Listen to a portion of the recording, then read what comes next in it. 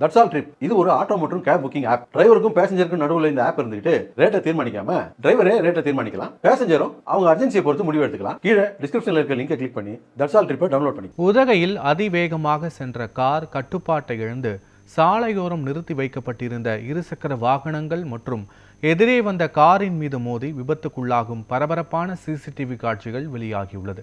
இது தொடர்பான விவரங்களோடு எமது செய்தியாளர் பிரபு இணைகிறார்.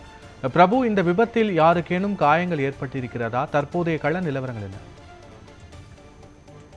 நீலகிரி மாவட்டம் உதகையிலிருந்து குன்னூர் செல்லும் தேசிய நெடுஞ்சாலையில் அதிவேகமாக சென்ற கார் திடீரென ஓட்டுநரின் கட்டுப்பாட்டை இழந்து எதிரே வந்த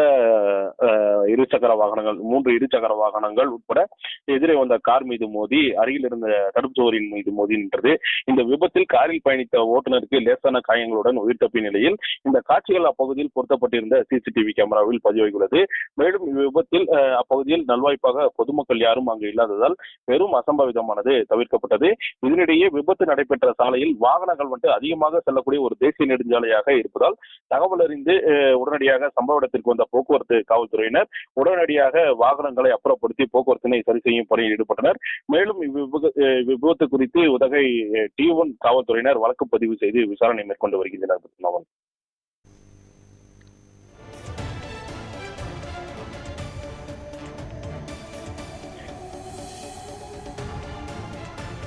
விவரங்களுக்கு நன்றி பிரபு.